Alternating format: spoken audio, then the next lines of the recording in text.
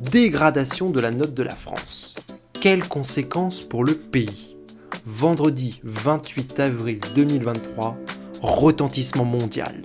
L'agence de notation Fitch Ratings dégrade la note de la France, faisant passer celle-ci de AA à AA-. Vous aussi vous en avez sûrement entendu parler, vous vous posez des questions et vous voulez comprendre. Et dans cette vidéo, je vais tâcher de vous expliquer simplement et en 4 points quelles vont être les conséquences réelles pour le pays. Qu'est-ce que l'agence de notation reproche réellement à la France? Et pourquoi cela n'est pas forcément une mauvaise nouvelle pour nous, les citoyens français. Mais juste avant ça, let's go, générique.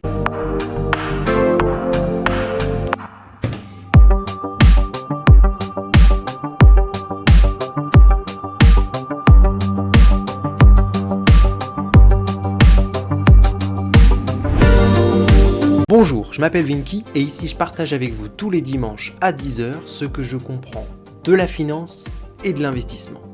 Après une première série de vidéos et visant à démontrer que l'inflation ruine votre épargne, nous en étions arrivés ensemble à la même conclusion. En tant que jeune travailleur actif entre 18 et 35 ans, c'est le moment ou jamais d'investir dans des actifs solides. C'est le moment ou jamais de nous préparer nous-mêmes notre propre retraite. Alors si vous êtes nouveau ici et que ce désir d'émancipation vous intéresse, surtout n'hésitez pas à vous abonner. Bienvenue à toutes et à tous sur la chaîne S'émanciper. Aujourd'hui notre thématique du jour, la France passe de AA à AA-. Quelles vont être les conséquences directes pour le pays? Les notes attribuées par ces agences de notation, c'est un peu comme le guide Michelin de la gastronomie française. Je sais pas ce que vous en pensez, mais ça donne quand même beaucoup moins envie de pousser les portes d'un restaurant qui a été ravagé par la critique. Et là, c'est ce que Fitch Ratings vient de nous faire, nous rendre beaucoup moins attractifs sur les marchés financiers. Lors de ma précédente vidéo sur les agences de notation et qui s'affiche juste en haut à droite de l'écran, je vous avais déjà expliqué comment cela fonctionnait et quelles étaient les principales actrices à la fois en Europe mais aussi aux États-Unis. Si vous ne l'avez pas encore vu, je vous invite vraiment à la visionner. Point numéro 1, quelle est cette fameuse agence Fitch Ratings? Fitch Ratings est l'une des 3 plus grandes agences de notation au monde, mais également l'une des 3 plus grandes agences de notation américaines. Elle est spécialisée dans l'évaluation de la solvabilité à la fois des pays et des entreprises. Avec Standard & Poor's et Moody's, son rôle est d'analyser et d'émettre une opinion sur la capacité d'un pays à rembourser sa dette et à honorer ses obligations. Comme vous vous en doutez, ces évaluations de ces 3 agences ont une influence significative sur les marchés financiers mondiaux et peuvent avoir des répercussions majeures pour les pays concernés. Bon, ça on en a déjà parlé. Fitch Ratings, c'est la moins importante des 3 agences. Elle n'a donc pas autant d'influence que les 2 autres. Pour autant, cela ne veut pas dire que son évaluation n'aura aucune conséquence. Bien au contraire, et c'est ce que nous allons voir. Les notations attribuées par Fitch Ratings sont basées sur une évaluation minutieuse de différents facteurs qui peuvent influencer la solvabilité d'un pays. Fitch Ratings utilise une méthode bien établie pour évaluer leur solvabilité. Ces analystes examinent attentivement les données économiques, les politiques gouvernementales, ce que Macron va faire, ainsi que d'autres indicateurs pour déterminer la note la plus adaptée. Les pays ayant une note élevée sont considérés comme moins risqués. Et quand tu as une sale note, du coup tu vas avoir des difficultés pour emprunter sur les marchés internationaux. Et là on y vient. Une dégradation de notre note, la note de la France, comme celle qu'on vient de subir, peut entraîner une augmentation des coûts d'emprunt, car les investisseurs perçoivent un niveau de risque plus élevé. Cela peut également réduire la confiance des investisseurs, entraînant une fuite des capitaux et une baisse de la valeur de la monnaie du pays concerné. Pour la France, il s'agit de l'euro, vous le savez. Et par conséquent, les décisions prises par Fitch Ratings vont donc avoir des répercussions majeures sur notre économie et sur la politique de la France. Mais justement, et là on en vient au point numéro 2, quelles vont être les conséquences pour la France? Qu'est-ce qui va se passer au juste? Tout d'abord, on va avoir une augmentation des coûts d'emprunt. Ça, c'est une évidence. Si la note de la France est moins bonne aujourd'hui, il faudra payer plus cher pour emprunter. Voir ma vidéo sur les obligations d'État qui explique un peu tout ça. Pour faire rouler sa dette, la France devra payer plus d'intérêts. Mais est-ce que c'est vraiment grave? Vous vous en souvenez, je vous en parlais dans ma vidéo sur la politique d'Emmanuel Macron et la dette. je vous expliquais que les taux d'intérêt étaient parfois négatifs, ou en tout cas très faibles, et ça depuis plusieurs années. Et que selon moi, c'était le moment ou jamais d'investir massivement, le moment ou jamais d'emprunter et de s'endetter sur les marchés financiers, pour redresser justement les services publics, amorcer une transition écologique, créer de nouvelles énergies renouvelables, etc. Dépenser et dépenser toujours plus, et le plus vite possible pour préparer le futur du pays. Enfin ça, c'était mon avis personnel, qui n'engage que moi, bien entendu. Mais seulement voilà, notre note maintenant, elle vient de chuter, elle a été dégradée. Alors est-ce que tout ça, c'est vraiment foutu? Est-ce qu'on peut tout remettre en question? Moi, je suis pas économiste, et ces propos n'engagent que moi, je vous le rappelle. Mais j'ai un avis quand même sur le sujet, et j'aimerais bien le partager avec vous. Je n'ai pas du tout assez d'expertise pour répondre à cette question. Mais ce que je peux vous dire avec certitude, c'est que même en faisant remonter les taux d'emprunt, faire rouler sa dette sera toujours avantageux pour la France. Les chantiers à venir tels que la transition écologique doivent être entrepris dès à présent, on ne peut plus attendre. On sait bien quand même que Emmanuel Macron et son gouvernement font que gagner du temps et qu'à un moment ou à un autre, le problème va se poser.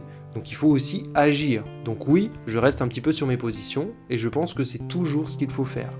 Continuer à emprunter et emprunter toujours plus pour agir dès aujourd'hui sur notre quotidien. Mais bon, qui dit remonter des taux ne dit pas forcément que des mauvaises nouvelles pour les épargnants. Si vous suivez un petit peu cette chaîne et que vous avez vu la plupart de mes vidéos, vous devez déjà savoir où je veux en venir. La majeure partie des Français placent leur épargne sur des livrets, le livret A notamment, et qui ne leur rapporte absolument rien. Mais ils le placent aussi en assurance vie.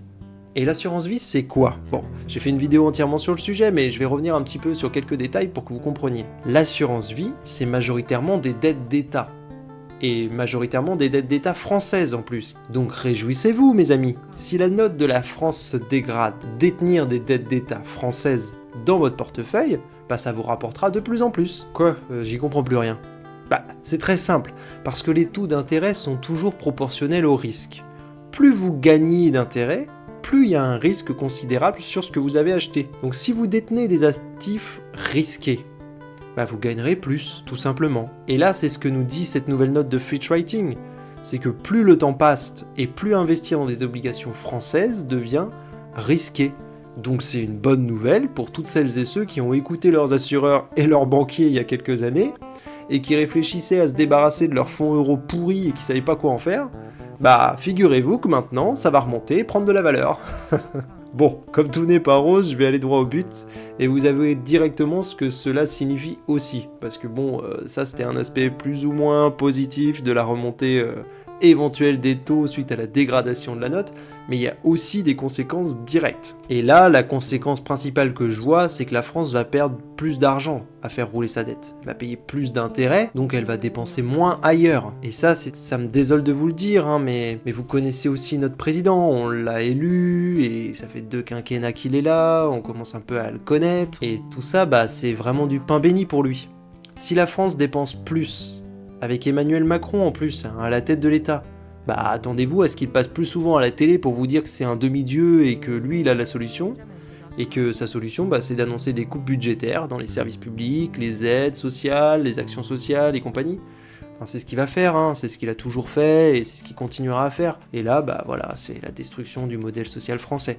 Bon, il a déjà amorcé ça, c'est juste un pas de plus. Comme le Covid a été un prétexte pour lui, voilà, la dégradation de la note française, ce sera aussi un prétexte de plus, malheureusement. On commence tous à le connaître, et puis on peut pas se refaire. Donc voilà, c'est sûrement ce qu'il va faire. Bon, c'est le moment de la vidéo où on verse une petite larme.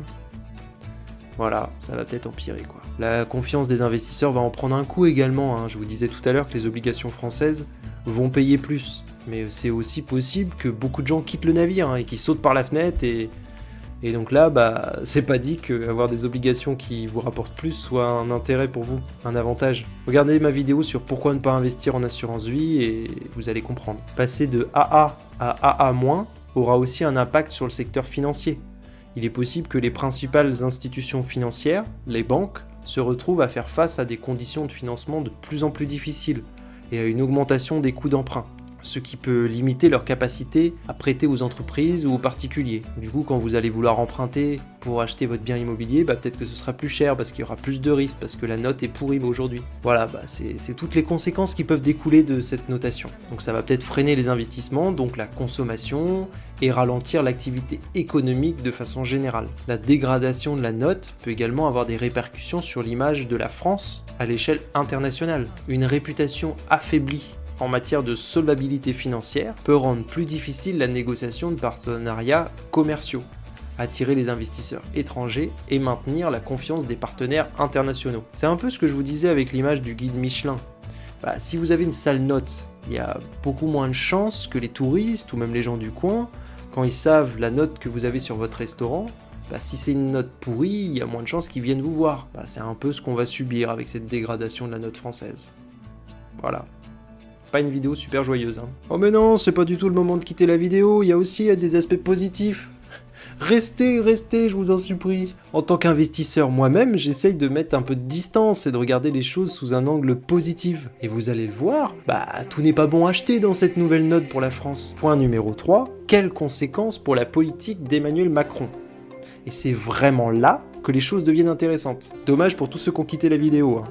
Vous allez le voir, selon l'agence de notation Fitch Ratings, et je cite, l'impasse politique et les mouvements sociaux parfois violents en France posent un risque pour l'agenda de réforme d'Emmanuel Macron et pourraient exercer des pressions en faveur d'une politique budgétaire plus expansionniste ou d'une inversion des réformes précédentes. Quoi? Qu'est-ce que ça veut dire? Tout simplement que selon l'agence de notation, le gouvernement va avoir de plus en plus de mal à mettre en place ces réformes pour réduire la dette du pays. Pourquoi il aurait du mal? Parce que l'agence de notation a remarqué qu'il y avait une résistance citoyenne qui s'était opérée, qu'il y a de la manifestation, que des gens sont contre juste les réformes d'Emmanuel Macron, contre Emmanuel Macron, contre sa politique, et que plus ça continue à créer cette effervescence sociale, plus Macron va avoir du mal à faire passer ses réformes. Or, l'objectif des agences de notation, c'est que Macron fasse passer ses réformes. Pourquoi? Pour qu'il fasse des économies sur la dette, pour qu'il ait moins de dette, et que du coup il ait une meilleure note, parce que moins t'as de dette, moins t'es risqué. Moins t'es risqué, plus on te donne une bonne note. Plus t'as une bonne note, plus tu peux emprunter, et après c'est le cercle vicieux. Mais bon, et c'est là franchement où je trouve que c'est assez ironique, parce que ces manifestations sont la conséquence directe de la réforme des retraites voulue par Macron. Réforme qui devait justement lui permettre de rassurer les marchés financiers. Bon, vous me direz, c'est un sacré coup dur pour notre soi-disant Mozart de la finance. Mais le rapport de Fitch Ratings ne s'arrête pas là. Un peu plus loin, les rajoutent même que le contournement du Parlement en utilisant les pouvoirs constitutionnels de l'article 49.3 a entraîné des manifestations et des grèves nationales et va probablement renforcer les forces radicales et à l'encontre du pouvoir établi. Ce qui est très drôle, parce que Macron était prêt à tout, même à perdre le soutien de son propre peuple et qu'il méprise si souvent, juste pour tomber dans les bonnes grâces des agences de notation et des marchés financiers. En faisant cela, il s'assurait d'avoir le soutien des financeurs étrangers, et pour pouvoir continuer à emprunter à pas cher. Sauf que manque de peau, il s'est planté sur toute la ligne. En passant en force, il a fédéré le peuple français contre lui-même, et maintenant, il vient de prendre un retour de bâton d'une méchanceté d'une des plus grandes agences de notation du monde. Rien que ça. Oui, ça me fait jubiler parce que oui, je suis un investisseur et ça m'intéresse, tous ces placements, de construire sa propre retraite et tout. Mais moi, je veux aussi une justice sociale, je veux aussi une juste répartition des richesses. Et là, Emmanuel Macron, il fait de la merde depuis son premier quinquennat. Et là, il se refait retoquer par une agence de notation qui est censée être le juge suprême pour lui. Enfin, ça me fait doucement rigoler, Et pourtant, Fitch Ratings, elle aussi, elle veut détruire le modèle social français. Enfin, en tout cas, elle veut réduire la dépense publique. Et donc, elle veut soutenir Macron dans tout ce qu'il met en place. Sauf que, visiblement, elle serait pas allée aussi loin dans la violence. Et aujourd'hui, c'est elle la première, mais alors sûrement pas la dernière, parce que comme en 2008, Fitch Ratings est souvent le premier à sonner l'alerte. Mais après, il y a Moody's, après, il y a Standard & Poor's, et après, il y a toutes les autres agences de notation qui suivent. C'est possible que dans pas longtemps, les autres agences de notation nous dégradent aussi. Et elle nous dégrade parce qu'elle considère que Macron est allé trop loin dans la violence, au point de le pointer du doigt, lui, le président Emmanuel Macron, pour son totalitarisme et sa violence de classe totalement disproportionnée. Car certes, notre président a usé de moyens légaux, mais illégitimes et antidémocratiques pour passer sa réforme. Et c'est cela que Fitch-Ratings lui reproche. Car selon moi, c'est Emmanuel Macron et son gouvernement qu'elle vise directement en abaissant la note de la France. Donc c'est peut-être aussi une première bonne nouvelle pour tous les militants. Ça donne enfin un peu de légitimité à notre combat. Point numéro 4, la conclusion. Mais alors qu'est-ce qu'on peut en conclure? Pour le moment, pas d'inquiétude à avoir. Les taux d'intérêt ne sont pas remontés. Et rien ne dit qu'ils remonteront un jour. Qui plus est, comme je vous le rappelle, Emmanuel Macron est le seul à penser encore que les taux d'intérêt vont remonter massivement. Même le FMI, qui est pourtant habituellement très pessimiste, pense qu'ils vont baisser. Je vous renvoie à nouveau à ma vidéo sur Macron et la dette. Jusqu'en 2026, pour le moment, les taux d'intérêt, avec l'inflation comprise, intégrée dedans, sont plus faibles que la croissance de la France. Ça veut dire que la richesse que produit la France est supérieure à ce qu'elle emprunte. Donc c'est très positif, et ce sera le cas au moins jusqu'en 2026. Donc comme je vous le disais, le vrai problème, il n'est pas économique, il est plutôt politique. L'objectif de la dégradation de la note de notre pays est surtout de mettre en avant que la politique d'Emmanuel Macron commence à devenir dangereuse et est aujourd'hui visible par tous les pays du monde. En tout cas, on est dans le viseur des Américains. Ce qui est donc entre les mains du gouvernement aujourd'hui, c'est sa capacité ou non à apaiser les tensions. D'où le fameux 100 jours de calme demandé par Emmanuel Macron à tous les Français. C'est assez cocasse quand même, venant de sa part, mais bon. Voilà, il essaye d'apaiser les tensions. Parce que c'est ce qu'on lui demande en fait, qu'aujourd'hui il a créé tellement le sbeul en France qu'il ne pourra pas continuer ses réformes s'il fait rien. Donc il faut qu'il calme, il temporise. Mais nous, est-ce qu'on a réellement intérêt à nous calmer? Bah franchement je pense pas. Enfin les autres pays du monde se positionnent et pointent avec nous Emmanuel Macron comme responsable de toute la violence opérée dans notre pays. C'est plutôt une excellente nouvelle pour tous les militants et ceux qui luttent pour plus de justice sociale et une meilleure répartition des richesses. Et pour résoudre cette crise sociale et politique, il est possible que si nous ne lâchons rien en tant que peuple, si nous continuons à nous battre et à manifester, comme tel est notre droit d'ailleurs, enfin en tout cas, si on continue à manifester et à être visible dans les médias, et donc perçu par aussi les médias étrangers, Macron aura sûrement beaucoup plus de mal à passer ses réformes, tout en essayant d'apaiser les tensions en même temps, parce que ces réformes provoquent des tensions, donc bon, voilà. Et tant qu'on est sous le feu des projecteurs, ça va devoir indubitablement le calmer, ou il va tourner encore plus dictatorial qu'il ne l'est déjà. Ce qui ne sera aussi qu'un avantage pour nous, parce qu'il y aura beaucoup plus de critiques des pays étrangers. Après, rien n'est gagné, car Emmanuel Macron c'est vraiment un génie, c'est quelqu'un d'intelligent, et il est très bien entouré, il a une superbe équipe de com, donc il va tout faire pour faire passer ses réformes et nous donner l'impression que ça ne sera à notre avantage, comme il l'a toujours fait jusqu'ici. Mais bon, j'aime à croire que son agenda politique pourrait quand même en prendre un sacré coup. Affaire à suivre comme on dit. Mais je trouvais important de faire cette vidéo, que je n'avais pas d'ailleurs prévue à la base, pour revenir sur ce rapport et cette nouvelle note de l'agence Fitch Ratings. J'espère que ce nouveau contenu vous aura plu, n'hésitez pas à réagir en commentaire, je suis toujours ouvert à en discuter et je détiens pas la science. La prochaine fois, nous parlerons un peu plus en détail du risque sur les obligations d'État. Oui, je sais, je vais commencer à vous saouler avec ça, nanana. Mais la dette, le marché de la dette, c'est le marché le plus important du monde. Alors croyez-moi, c'est nécessaire de bien comprendre comment cela fonctionne. La semaine prochaine, nous parlerons du taux d'endettement et du risque. Puis la semaine suivante, nous nous intéresserons aux principaux détenteurs de la dette à travers le monde. Et ensuite, promis, on change de sujet. J'espère vraiment que cela vous plaira. En tout cas, merci à toutes et à tous d'avoir regardé cette vidéo. Ne prenez jamais tout ce que je vous dis pour acquis et on se retrouve dimanche prochain à 10 h. D'ici là, portez-vous bien. Et surtout, n'arrêtez jamais d'apprendre. Allez, ciao!